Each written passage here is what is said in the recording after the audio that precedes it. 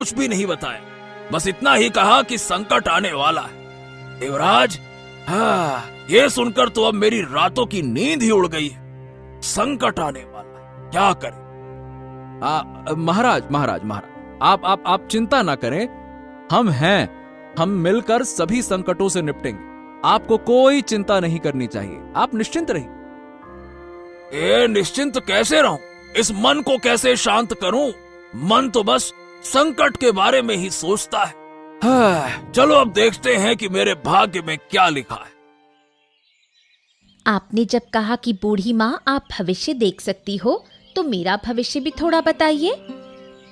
तेरा भविष्य क्या बताऊं बेटी, तू बिना चाहे ही बहुत कष्ट झेल रही है।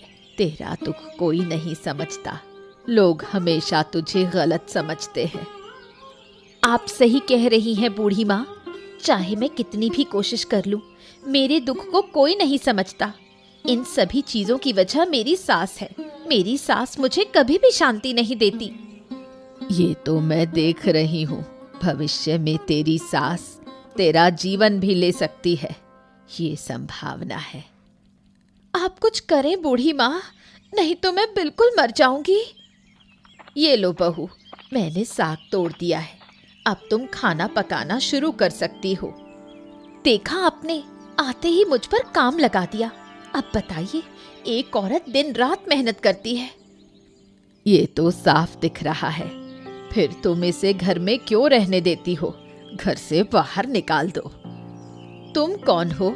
मुझे ठीक से पहचान भी नहीं पा रही हो। तुम हमारे बीच लड़ाई बढ़ाने क्यों आई हो?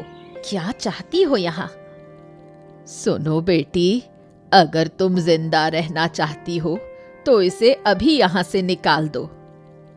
तू अभी यहाँ से चली जा, कभी इस घर में कदम मत रखना, नहीं तो बहुत बुरा होगा।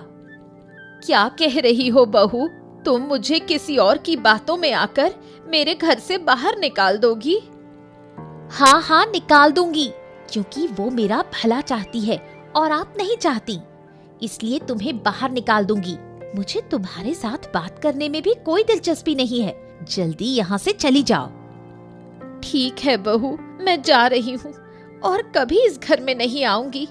तुम अपना घर बार संभालो, मैं तुम्हें परेशान नहीं करूंगी।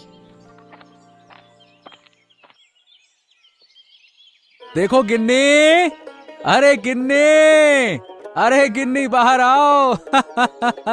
देखो तुम्हारा दुख अब दूर हो जाएगा। अरे देखो तो किसे लाया हूँ मेरे साथ। अरे बूढ़ी माँ